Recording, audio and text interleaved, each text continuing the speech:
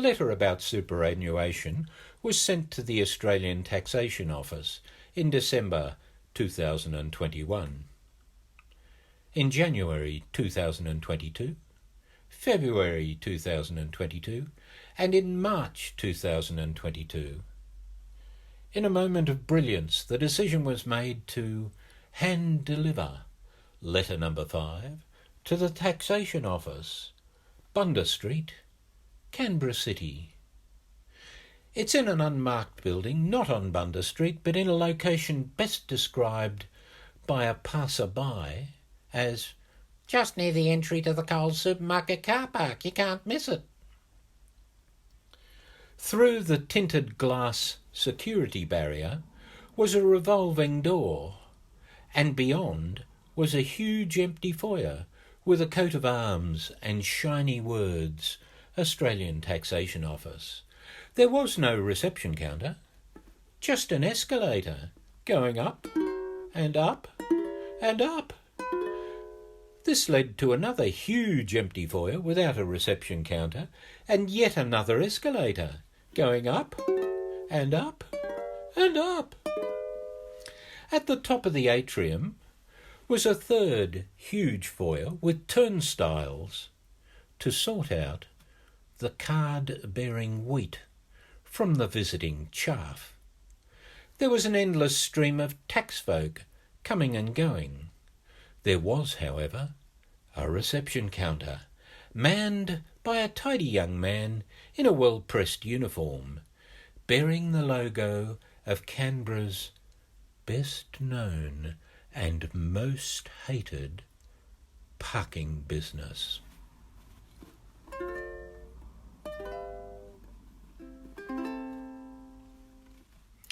Please, sir, may I leave this envelope for the Taxation Office?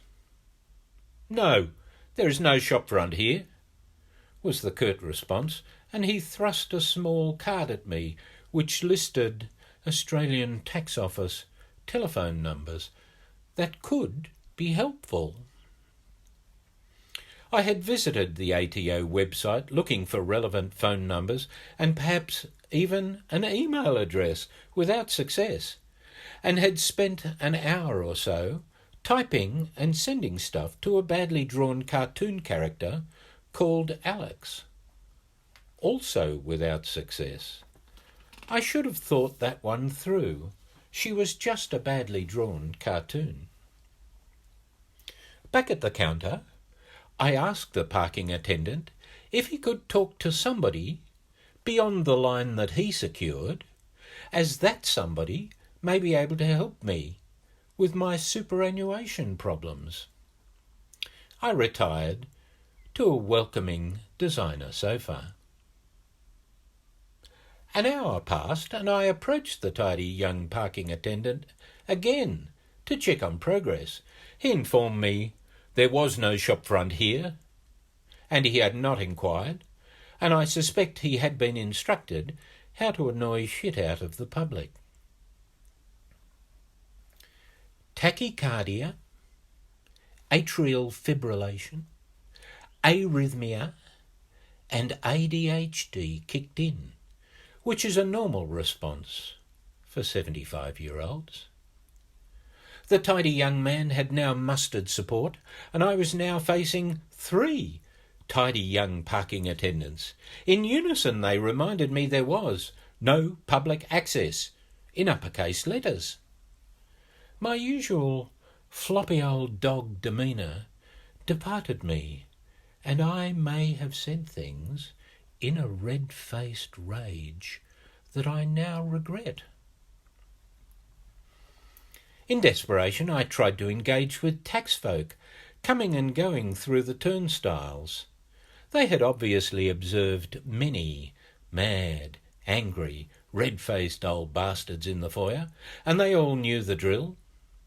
Duck your head, avoid eye contact, and move on briskly. They could always outrun the old dogs with ease. I suspect it's documented tax office policy. As I left, via the endless down escalators,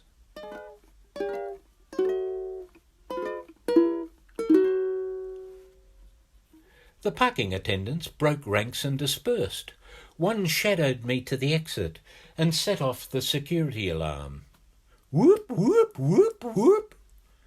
He was just flexing his bravado, and I left before real men in riot gear with submachine guns arrived.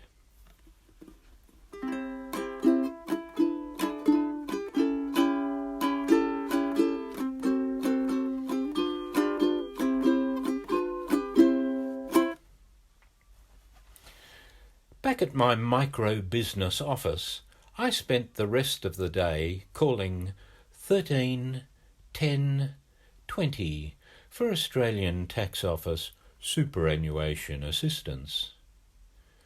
After the obligatory 25 minutes of music as boring as batshit and "repeat after me, in Australia my voice identifies me," and furnishing my date of birth, my tax file number, my ABN number, my mother's maiden name, the first street that I lived in, my library card number, etc., etc., I eventually spoke to Isaac in Brisbane. And, after giving him a load of very, very personal information, I asked if he truly worked for the tax office. Surprisingly, he did in fact work for a call centre business called Probe. Probings by Isaac lasted for an hour or so, with many "hold the line" interruptions. We seemed to be getting close to what he referred to as Status 5 resolution on the superannuation front.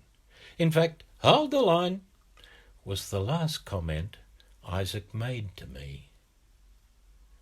There was a muffled click.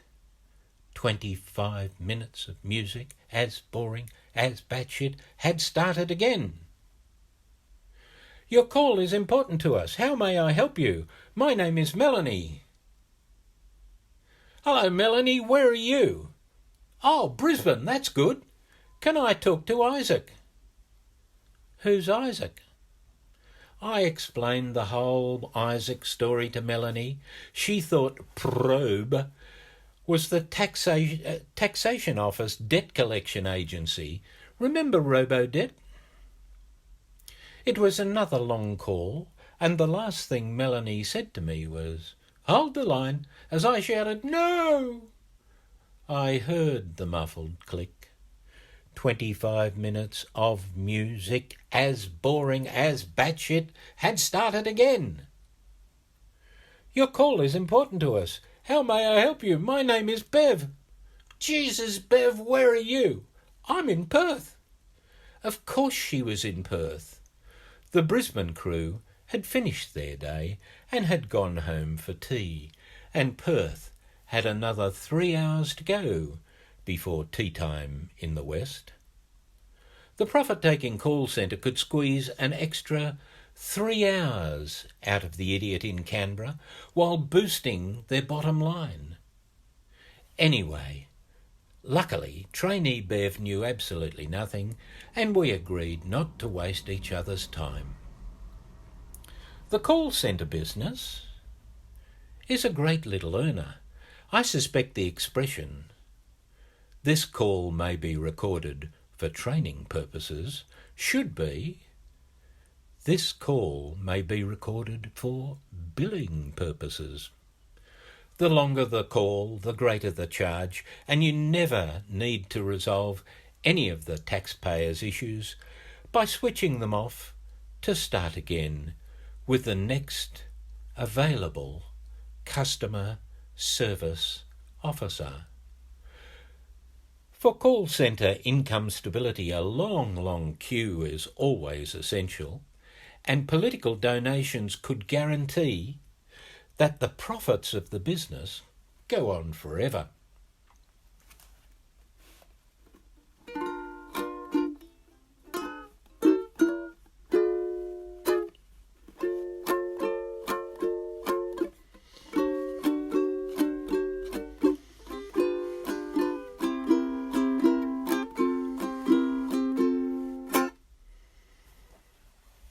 I'm now a cranky old man with just a few first world problems, but our small government treasurer needs a reboot up his fundamental departmental central processing unit.